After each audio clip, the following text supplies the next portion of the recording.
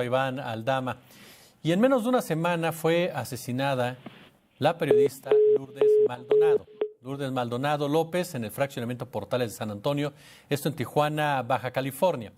Poco tiempo después, por cierto, del asesinato del fotoperiodista Margarita Martínez Esquivel. Estamos hablando que con este caso suman 2 periodistas asesinados en este estado. Vamos con la entrevista esta tarde.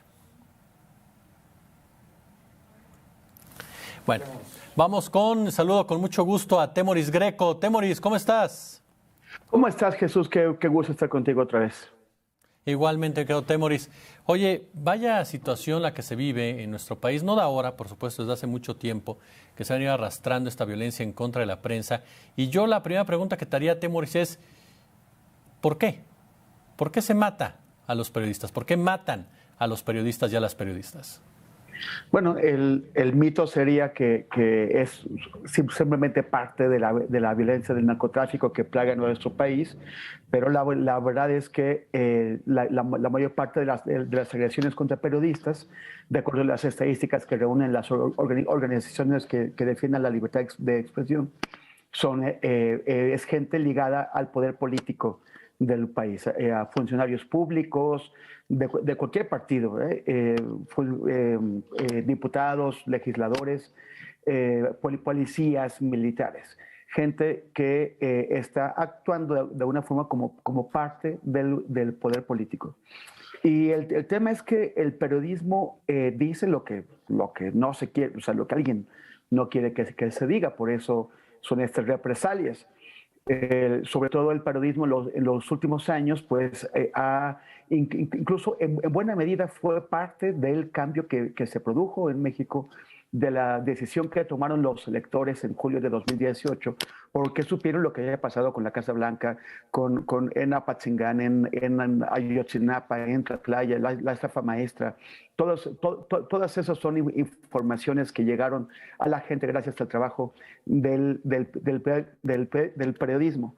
Y quienes entienden que el periodismo puede ser peligroso para sus intereses, pues entonces toman estas represalias. Y finalmente, en un país donde la impunidad en las agresiones contra periodistas es de más del 99%, pues se saben seguros, sienten que se pueden salir con la suya, que matar periodistas sale gratis. A eso iba, mi querido Temoris, el nivel de impunidad que, como bien señalas, al estar detrás políticos, funcionarios públicos, gobernantes, pues caray, a ellos es a los que menos les conviene que se investigue por qué mataron a una periodista o a un periodista. Sí, es vergonzoso el papel de las fiscalías especiales. Hay una fiscalía especializada para la atención de delitos contra la libertad de expresión, que tiene como titular a un señor que se llama Ricardo Sánchez del Pozo. Y esta fiscalía especializada, pues es uno de los grandes ejemplos de negligencia, de desidia, de incompetencia que hay en el sistema de justicia en México. Recientemente en mi colectivo, en Ojos de Perro, nos ha tocado estar cerca porque estamos trabajando sobre el caso de un periodista asesinado hace ya casi 6 años, Francisco Pacheco, y ya hemos visto cómo hay una total desatención. O sea, la familia acude una vez al mes a una cita programada con el agente del Ministerio Público encargado. Ya les han cambiado el agente del Ministerio Público 4 veces. Cada agente que llega tiene que empezar de cero y finalmente no hacen ni las diligencias básicas. La incompetencia de Ricardo Sánchez del Pozo es épica y va a quedar en los registros del sexenio pasado cuando entró y de este también que lo ha mantenido en su lugar. Temoris, ahorita mencionabas el tema de las fiscalías, esta fiscalía especial. ¿Qué pasa con este sistema de protección? ¿Por qué no funciona? O sea, ¿por qué o funciona a medias o no hemos logrado comprender cómo debería de funcionar esto que supuestamente sirve para proteger a los periodistas que están bajo riesgo? Bueno, en primer lugar, Jesús, como tú sabes, ese sistema de protección no debería existir. No debería existir en el sentido de que no deberíamos necesitarlo. No debería ser necesario que existiera. En segundo lugar, siempre he tenido problemas de presupuesto, ¿no? O sea, siempre, nunca ha tenido los recursos necesarios, porque es muy difícil, hay tanta gente amenazada. Este mecanismo defiende tanto a personas defensoras de los derechos humanos como a periodistas y nunca ha tenido los recursos. Además, tenemos sospechas de que en el sexenio anterior este mecanismo entró en relaciones poco sanas con la empresa que de hecho provee los servicios, que los provee mal y que cobra excesivamente caro por ello, y que ya en esas secciones deberían haber limpiado esa relación. Y también está el tema de que, bueno, eso es lo que pasa en el sexenio anterior. En ese sexenio están intentando cambiar ese mecanismo por un sistema alternativo que básicamente quiere repartir el peso económico de esas tareas entre la federación y los estados, y el problema es que quienes los principales agresores de periodistas están en los gobiernos de los estados. Entonces es como poner la seguridad de un periodista en manos de aquellos que lo amenazan, que lo agreden, y ese es uno de los grandes riesgos con la forma en que se va dibujando esta reforma.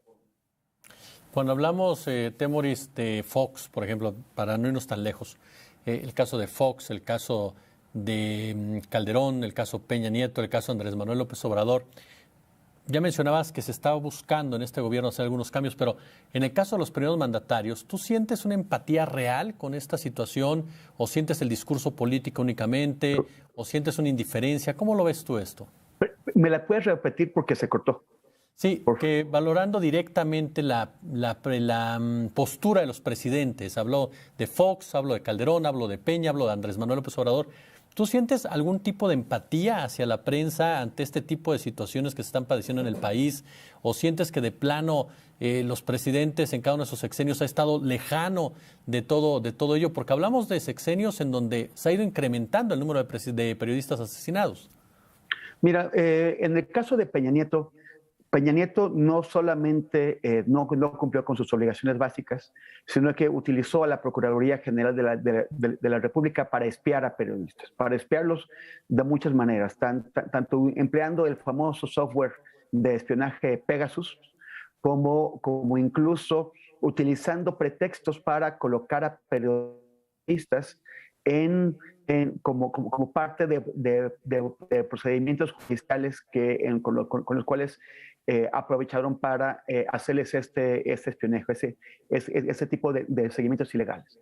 Y cuando fue denunciado lo del software Pegasus, él, en lugar de decir, sí, vamos a revisar qué es lo que está pasando aquí, vamos a abrir una investigación en la PGR, lo que hizo fue ordenarle a la PGR que actuara contra quienes lo habían denunciado. O sea, es un uso abusivo de las herramientas del Estado.